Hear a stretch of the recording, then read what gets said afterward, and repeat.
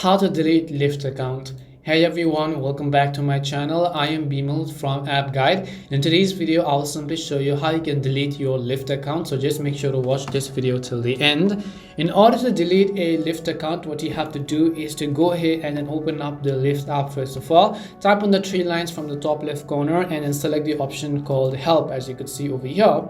And as you go to the Help section, you'll find the button that says Profile and Account Settings. So just go to Profile and Account Settings or simply tap on it. Now on the list of these account settings, you'll find the option labeled as Delete My Account. All you have to do is to simply tap on Delete My Account option, and once you've done that, you'll successfully receive a confirmation message saying that Lyft will delete your account. And that's all it takes to delete your Lyft account. We hope the video was really helpful, and if it did help you, make sure to leave a like and subscribe to our channel. If you have got any more questions, feel free to also leave them down. Thank you very much for watching, and see you soon in our next video.